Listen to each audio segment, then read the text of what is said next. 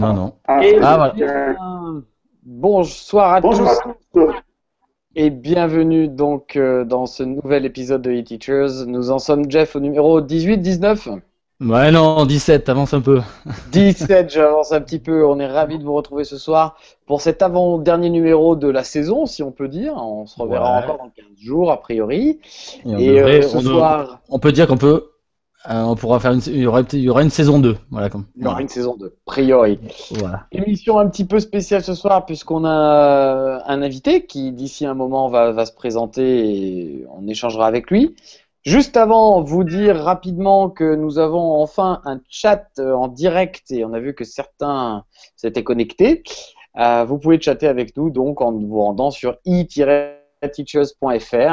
Vous allez avoir un petit chat en bas à droite qui va apparaître. Ne vous inquiétez pas, on risque de vous appeler Bernardo, on risque de vous appeler Maud, on risque de vous appeler n'importe comment. Ce sont des noms attribués automatiquement. Mais vous pouvez nous poser vos questions via ce chat. Voilà, Jeff, des petits mots à dire par rapport au dernier épisode? On n'a pas eu, non, on n'a pas eu de retour, tu vois. Bah, voilà. Et puis je t'avouerai que j'ai un petit peu oublié aussi, puisque j'étais pas là pendant 10 jours. Là, j'étais en sortie avec mes élèves, donc voilà. Si, j'étais pas en vacances, j'étais vraiment en sortie scolaire. Voilà, et pour ceux qui veulent aussi réagir, il y a toujours Twitter avec l'hashtag eTeachers. Voilà, c'est tout. Et ben voilà. On attaque notre émission du jour. Jeff, je te laisse présenter notre collègue du jour. Voilà, on va laisser présenter Malik, qui est en direct du plus loin qu'on a fait comme invité. Je te laisse te présenter Malik, vas-y. Bonjour, moi c'est Malik Teka, j'habite depuis 4 ans sur Tahiti, en Polynésie française. Donc pour ceux qui ne connaissent pas, ne pas confondre avec Haïti. C'est dans l'océan Pacifique, c'est entre les États-Unis, c'est dans le triangle polynésien, on va dire, c'est entre l'île de Pâques, la Nouvelle-Zélande et Hawaï, pour ceux qui ont du mal à se repérer sur une carte. Donc voilà. Voilà, chez toi, il est quelle heure par exemple? Chez moi, là, il est 12 heures de moins, donc il est 9h30 du matin. Donc voilà, on est au réveil. Alors... Et bon, c'est un jour que je ne bosse pas aujourd'hui, donc ça tombe bien pour faire cette petite émission. Et voilà, j'arrive de l'Académie de Nice au départ. Donc je suis enseignant en sciences et en technologie. En sciences parce que j'ai mis en place ce qu'on appelle l'EIST, l'enseignement des sciences intégrées en technologie et en sciences. Et à côté de ça, je suis prof de technologie en collège et formateur sur le C2I2E et le C2I à l'université de la Polynésie. Donc, je prépare les étudiants en distance, Master 1 et Master 2 au C2I ou C2I2E s'ils veulent devenir enseignants. D'accord. Ton parcours, tu es arrivé sur Tahiti comment tu es détaché, Alors, c'est tout simplement par mutation. Par mutation, les postes apparaissent vers le mois de. Pour Tahiti, ils apparaissent au mois d'octobre, à peu près. Et voilà, on formule des vœux. Comme pour changer d'académie, c'est la même chose. Sauf que là, c'est un tome. Donc, c'est des contrats. On est détaché de l'éducation nationale pendant 2 ans et on peut renouveler encore 2 ans, maximum 4 ans. Voilà, moi, j'arrive en fin de séjour. Je viens de finir mes 4 ans. Donc, je remute dans l'autre sens. Et un peu spécial. Je remute sur une autre destination que la France. Je vais en Norvège. Voilà, ah oui, dans un lycée français. Ça va te changer, ça, ouais, c'est sûr. Est-ce que peut-être tu pourrais couper ta caméra juste, Malik, s'il te plaît, pour qu'on ait un meilleur débit sonore, s'il te plaît. Désolé. Ouais, c'est ce qu'on nous dit. C'est ce qu'on nous dit dans le live. Oui, voilà. J'étais en train j'allais expliquer ça parce que sur Tahiti, le débit est très faible. Donc voilà, je pense que sans la caméra, ce sera mieux. Et je peux vous expliquer un peu plus les KISS et la partie informatique. Tout de suite, ça change tout. Alors justement, le numérique sur Tahiti, alors tu m'as parlé du débit. Alors le débit est assez faible, mais les universités sont quand même assez bien loties, les collèges aussi. Il n'y a que les écoles primaires qui sont un petit peu à la traîne, mais par rapport à ce que je connais de la métropole, il n'y a pas à se plaindre. On a des salles informatiques, on a des tableaux interactifs, on a des vidéoprojecteurs. Ce qu'on trouve en France, on le trouve en Polynésie. Et D'accord. les enseignants sont très bien formés. Il y a des stages au PAF qui sont prévus. Les enseignants, la plupart sont des expatriés, donc ils viennent de France, plus les locaux. Donc les gens ont leur formation de métropole déjà au départ. Et ici, ils peuvent continuer à se former sur les différents outils. Donc c'est que des profs de métropole alors qui sont. Alors là, tu parles de ton Oui, collège, là, a priori, hein. en collège, oui, à 70% à peu près. Mais D'accord. au fur et à mesure qu'on avance, ce qu'on appelle les locaux passent des concours aussi et deviennent enseignants aussi. Donc il y a des postes qui se suppriment. D'accord. Alors en fait, Après, il y a des matières qui si- sont plus ou moins demandées. Par exemple, la technologie, c'est beaucoup de gens de métropole. En français aussi, en EPS. Par contre, d'accord, en mathématiques, en anglais, en sciences, en SVT, en physique, il y a beaucoup de locaux aussi. d'accord. Ok. Alors, L'université, Est-ce qu'aujourd'hui, tu pourrais nous faire un petit peu un état des lieux de l'utilisation des TIS au sens large dans ton domaine et puis dans ta région, en fait? Est-ce que tu sens une grosse différence par rapport à la métropole? Voilà.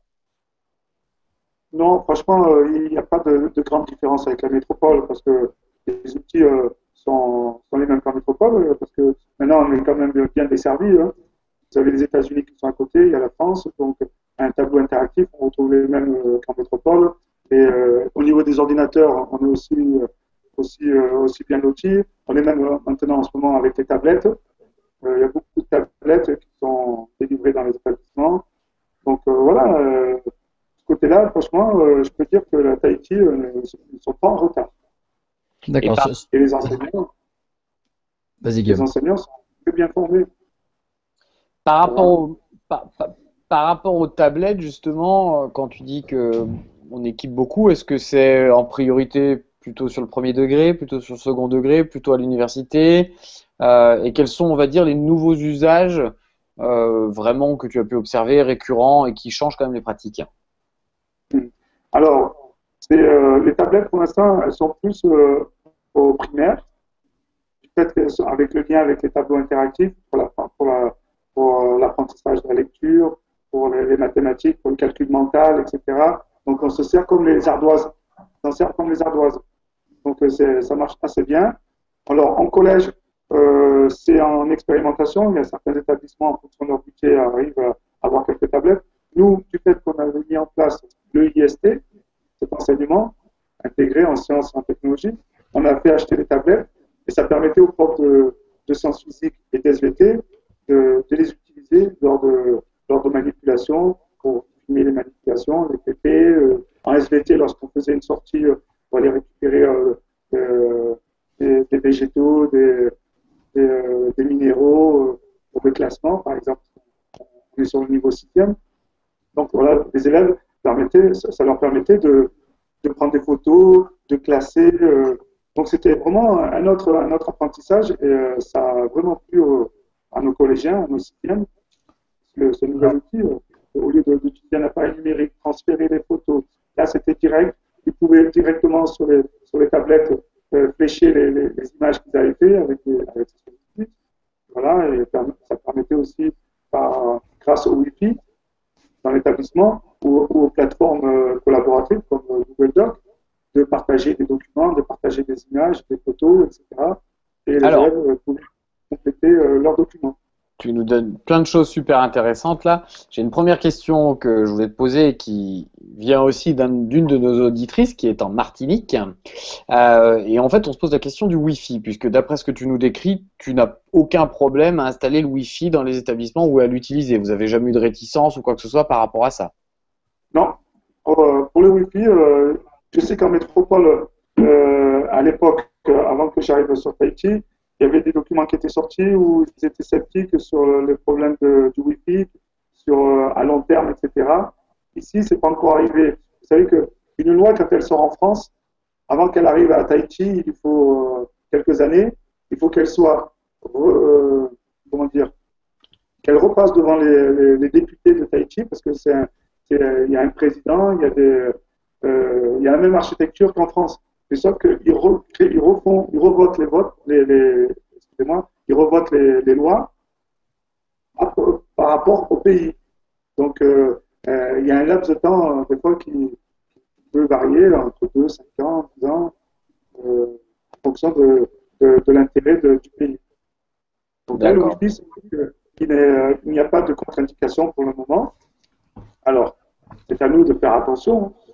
Mais après, nous, le problème vient que l'établissement, au niveau du réseau informatique, c'est assez compliqué pour les tirer. Les bâtiments sont assez éloignés, on n'a pas encore la fibre optique, etc. Donc, on a privilégié le Wi-Fi pour pouvoir toucher des zones qui n'étaient pas accessibles par le réseau filaire. Voilà.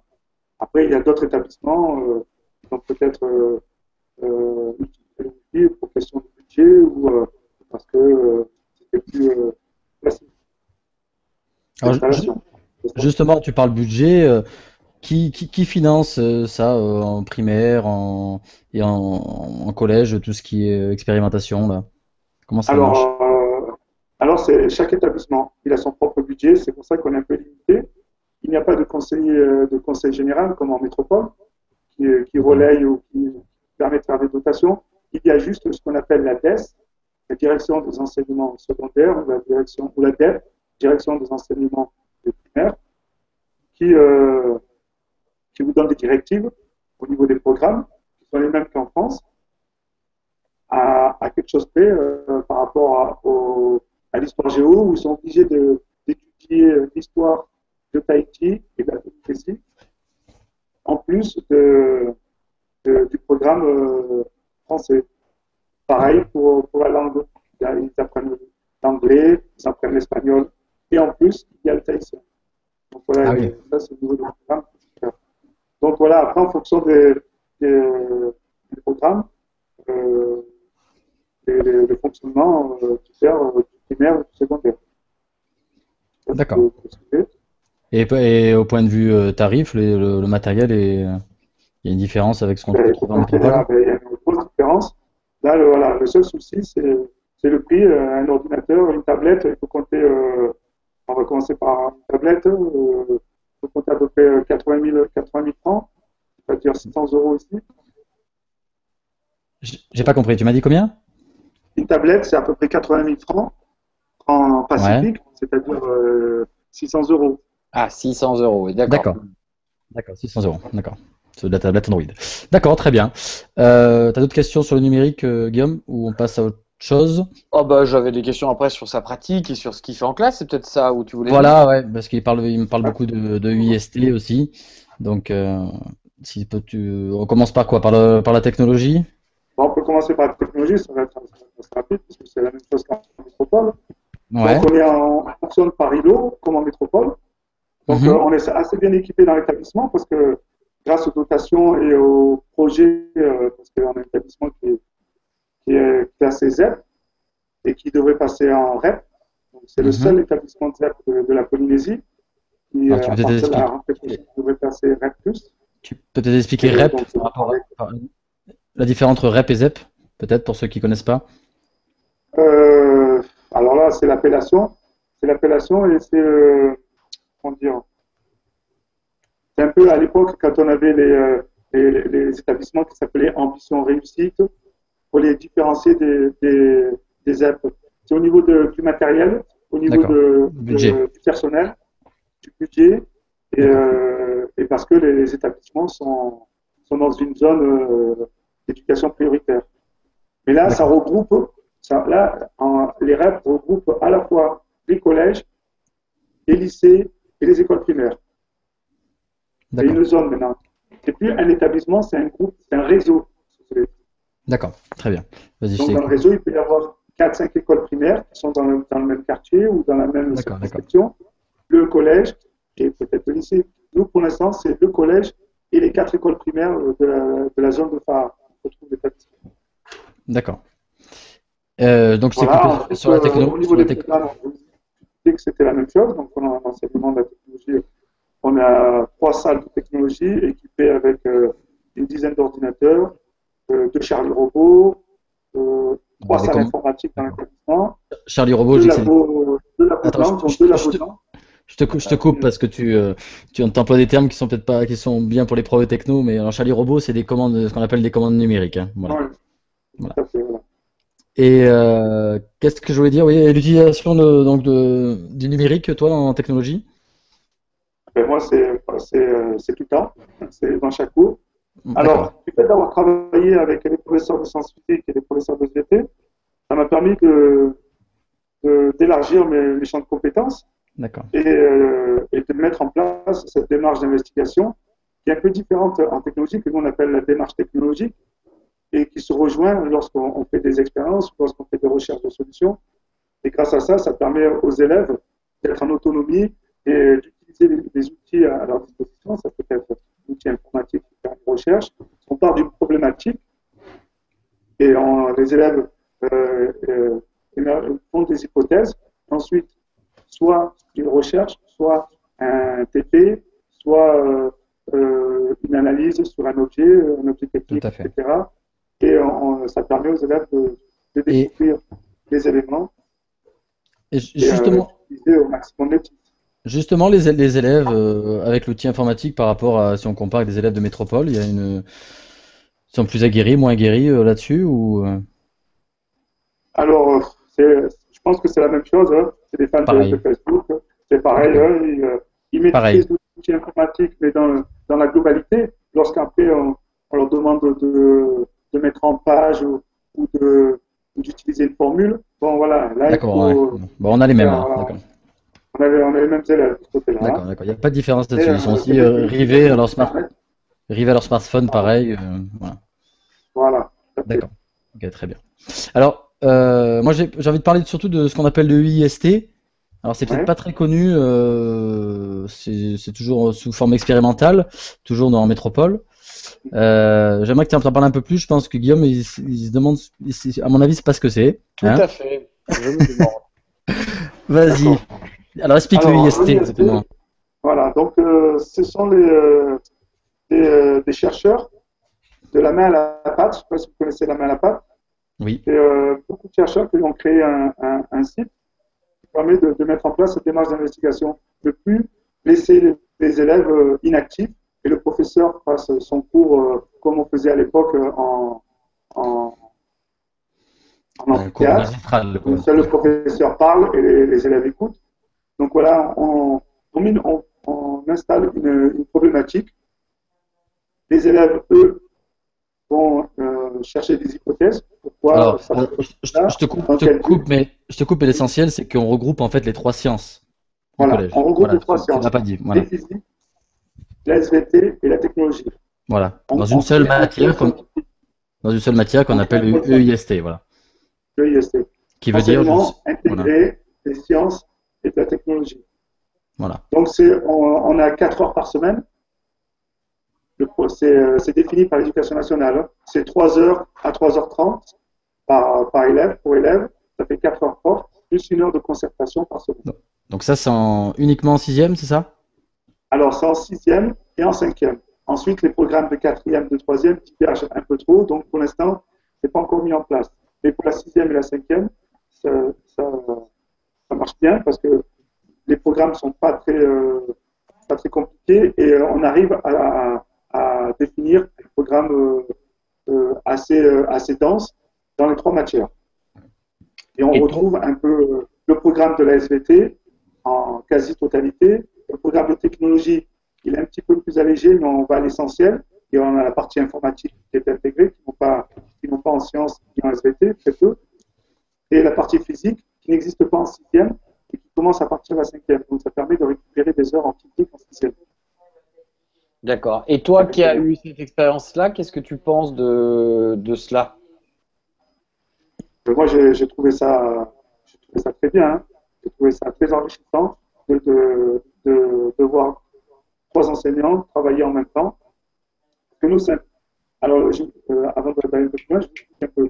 On a pris 3 classes de à peu près 25, 26 élèves, et on a fait 4 groupes.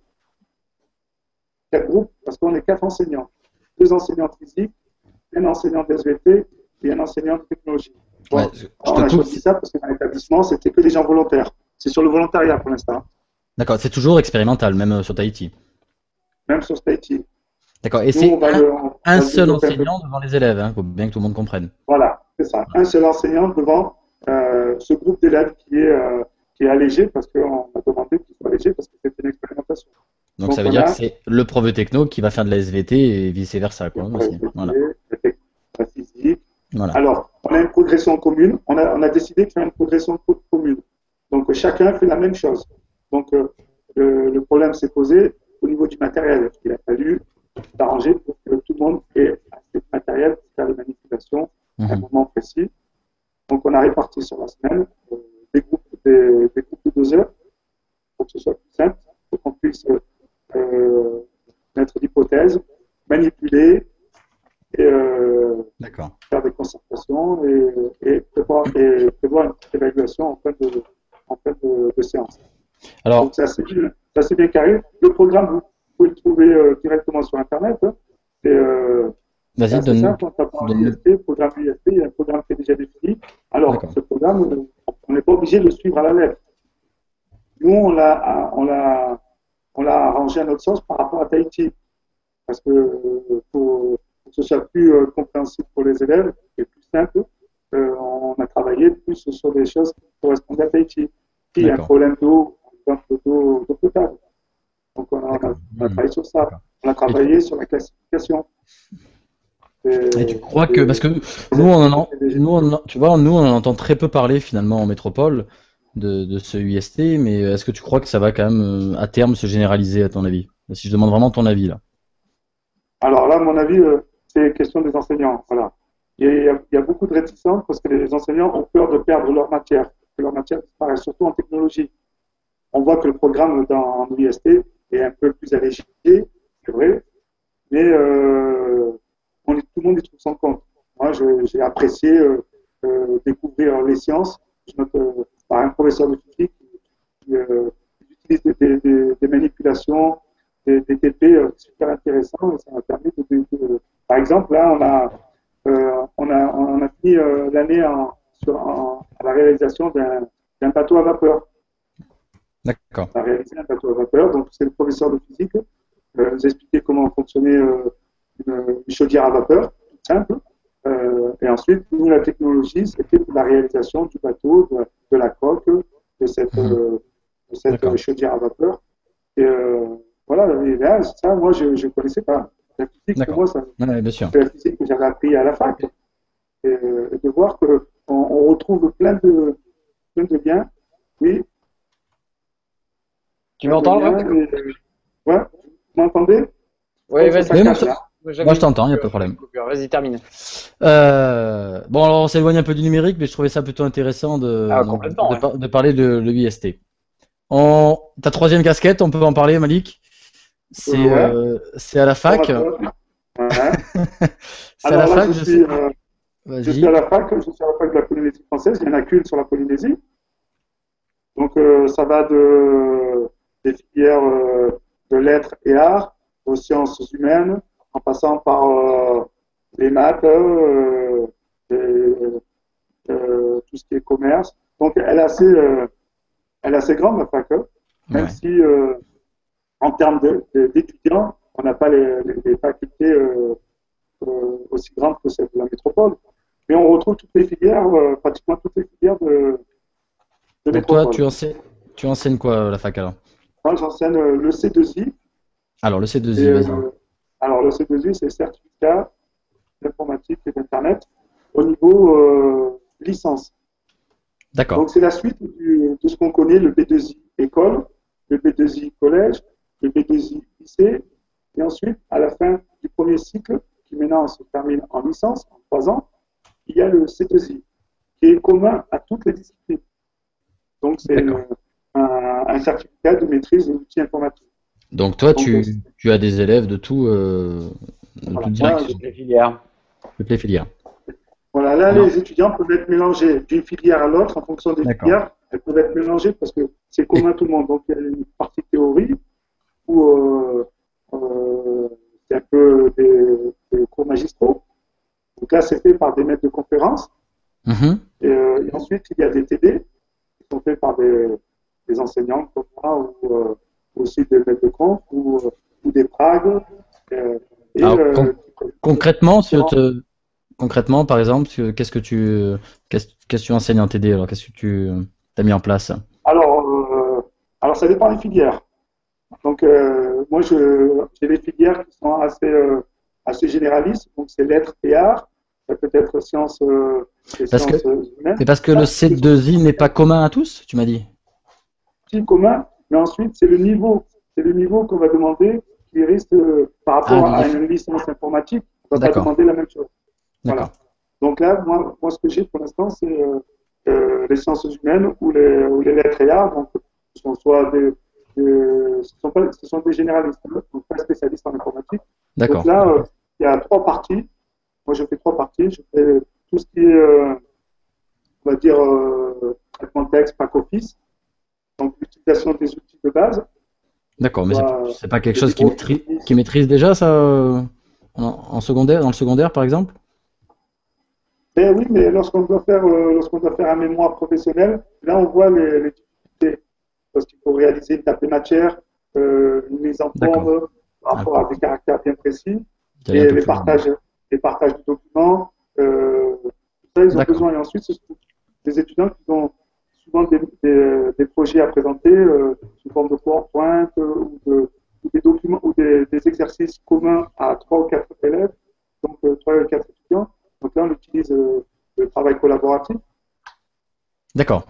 Il y a un début de Voilà. travail Ensuite, il y a une collaboratif. partie D'accord, plutôt traitement d'image, traitement du son. Et la plus grosse partie, c'est le travail collaboratif. Et d'accord, l'utilisation de Google Docs, des pads, et, Autre- des plateformes collaboratives de l'université. Parce que d'accord. la validation du C2I se fait par une plateforme à distance. Donc, il y a un ENT. Mhm. Et via cet ENT, il y a une deuxième plateforme pour la certification.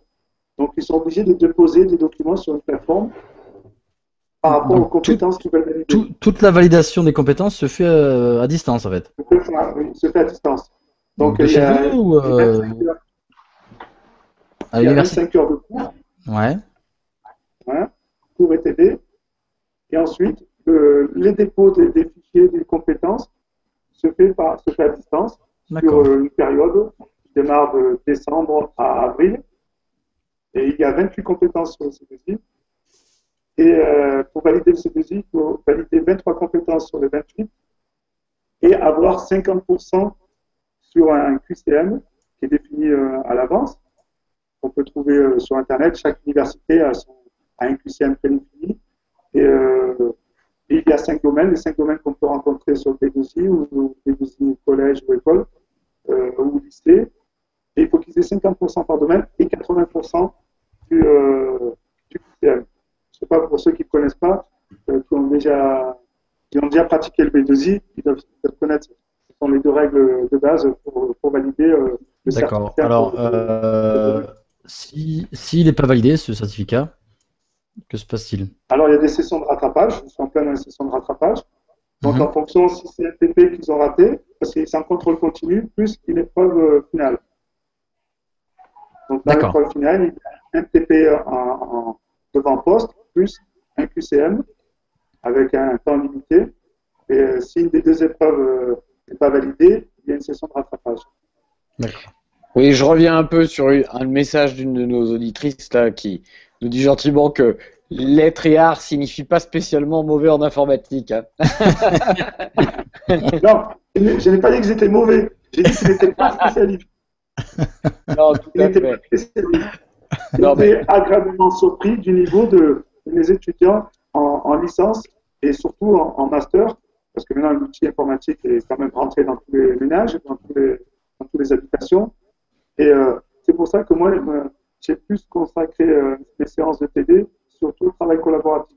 Et cette plateforme D'accord. qui est bien connue des étudiants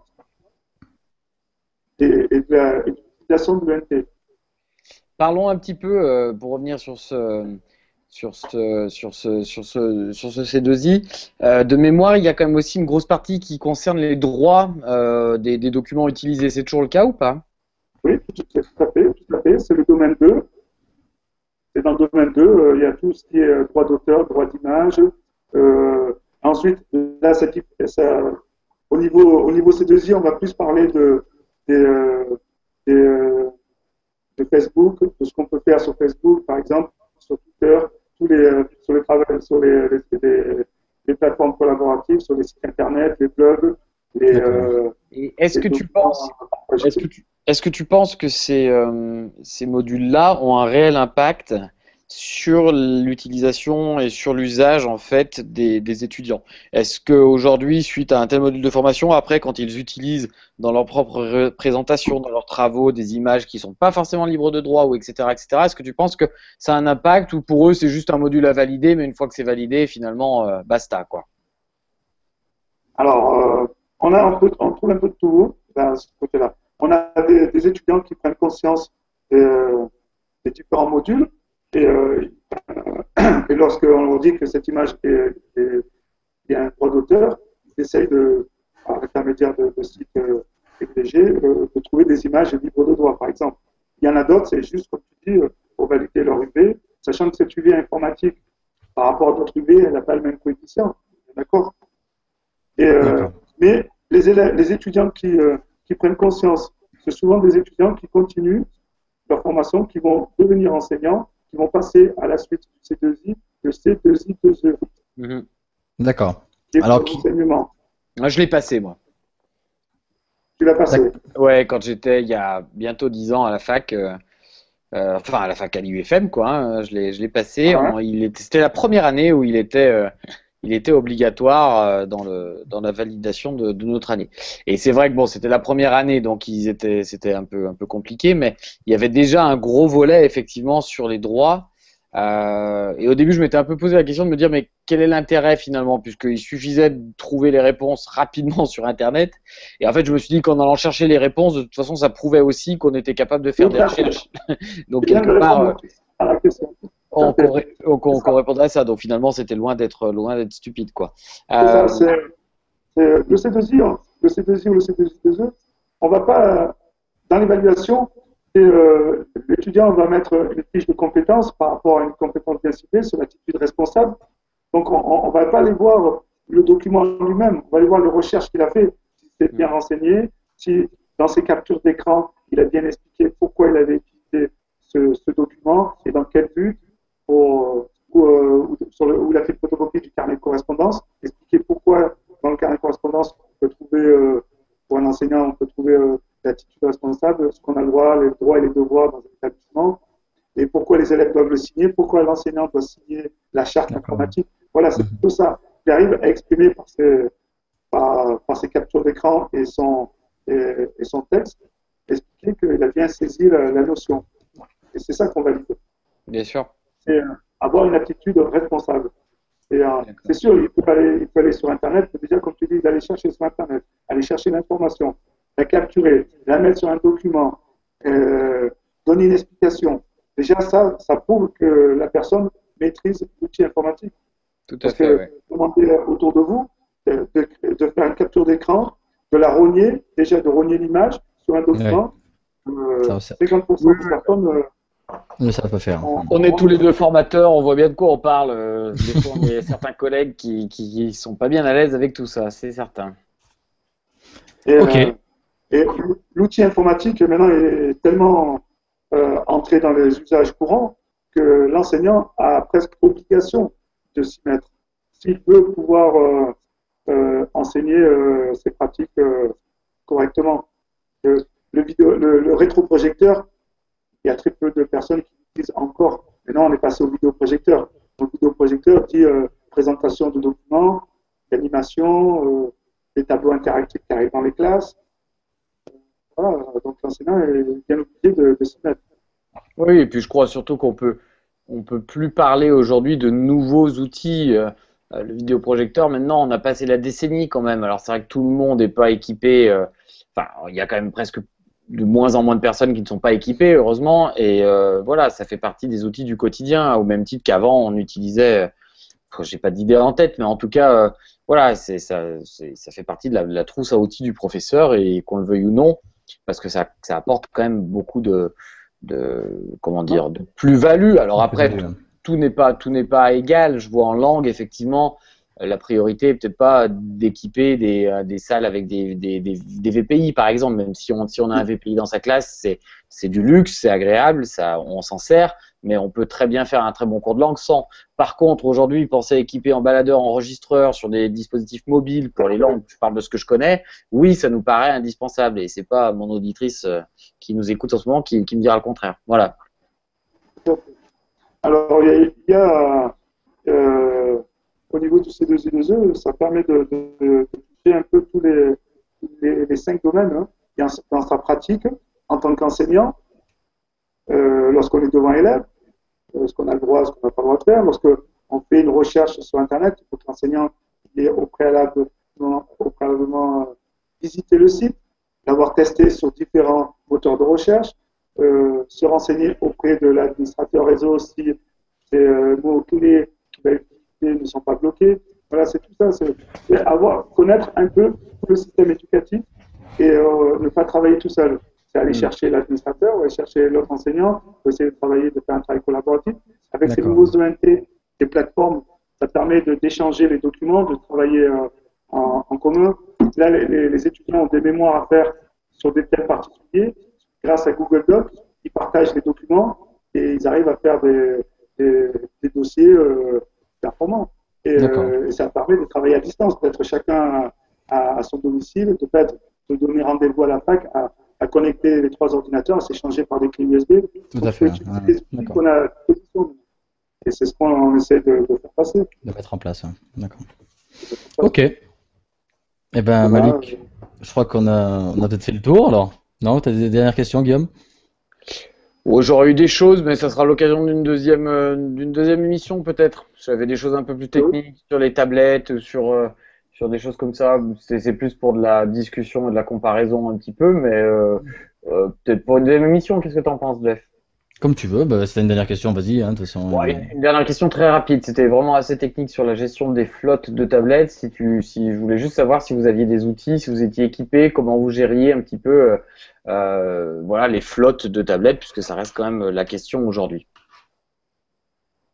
Alors, pour les tablettes, on a commandé nous 12 tablettes. Alors, on ne citera pas de marque. Mais nous, c'était pour question de technique. C'était réalisation du réseau, c'était très compliqué. Donc, on a privilégié les tablettes et pour qu'on puisse les utiliser dans différentes matières. Ils ne sont pas équipés par l'outil informatique. Non, en fait, la question de Guillaume, c'était plus sur comment tu vas gérer ces 12 tablettes. Est-ce que tu t'en as une idée déjà ou non? Parce que tu vas gérer, c'est-à-dire au point de vue pour installer des applications, pour faire passer des documents sur les tablettes. Est-ce que vous avez déjà réfléchi à la question? Alors, oui. Soit on utilise le réseau, mais là moi je suis plus par les plateformes collaboratives. Donc soit les clouds, soit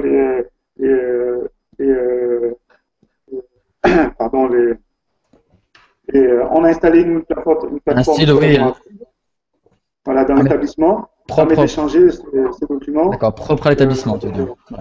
Voilà, à l'établissement, tout à fait. Donc ça, c'est pour l'échange de fichiers, en fait, c'est ça? Ah, on a de la musique, là, c'est quoi ça? C'est le téléphone qui sonne. Ah, oui, c'est ça aussi, teacher. C'est ça. On rentre dans la vie des gens, c'est trop bien, j'adore. On rentre dans la vie des gens, ouais, tout à fait. Okay. Bon, très bien. Ouais, non, ça fonctionne en même temps. J'ai les 2 téléphones. Ouais, vas-y, on t'entend plus là. J'ai le portable et le truc qui a sonné en même temps, je suis désolé. Ah ouais, c'est pas grave, je t'en prie. C'est bien. Bon, de toute façon, on va terminer là-dessus. Tu reviendras pour nous parler de tout ça. C'est l'occasion d'en rediscuter. Alors, d'un autre endroit, parce que bon, je termine sur Tahiti, donc peut-être votre prochaine émission, je ne pourrai pas me connecter, je serai en plein transfert, je le fais dans l'avion, mais je vous donne rendez-vous dès la rentrée prochaine. Et avec Norvège. Donc tu seras en Norvège, ça va te changer. En Norvège. De toute façon, on a prévu de réinviter les gens que l'on avait invités tout au long de l'année pour la saison 2. Voilà. Malik, si on veut te contacter, qu'est-ce que tu as une adresse internet, tu as un mail, quel est le mieux si on veut te contacter? Alors oui, plutôt par mail pour l'instant parce que comme je suis en transit, donc c'est malik.bouteka@gmail.com. D'accord, C'est Bouteka un avec site deux K. internet mais qui est en stand-by pour le moment et je mettrai en place tout ce que j'ai mis sur l'UST qui doit être mis sur mon site, donc les gens Ah bah pourront. vas-y, profite de l'adresse de ton site alors. Oui, mais il est en construction, donc je préfère. Ah, bon, tant pis, t'avais l'occasion, t'avais des milliers, Oui, oui. t'avais des milliers de spectateurs qui auraient pu sur ton site. Mais par mail, s'ils m'écrivent par mail, je leur transmettais directement D'accord. l'adresse, le temps de le remettre Eh ben à très jour. bien. Eh ben très Voilà. Et ça m'a fait. J'étais très heureux de discuter avec vous. Et bien. Eh ben, Très nous aussi. sympa. Merci. plaisir bien. partagé et à refaire sans faute. Voilà, merci à toi en Ok. tout cas. J'en Merci à profite juste pour notre communauté, toujours pour nous contacter, il y a toujours sur la communauté Google+, sur Twitter, moi c'est @jeff8342. On a toujours notre mail eteachersfr@gmail.com.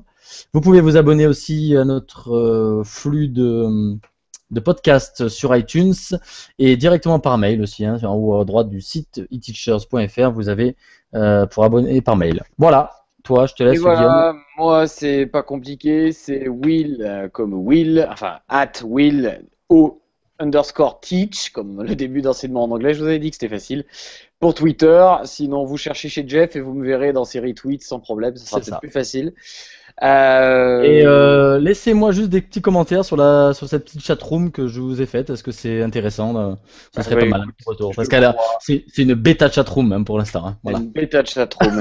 Merci à tous. Bonne Merci à toi, soirée. Malik. Au revoir. Salut. Merci.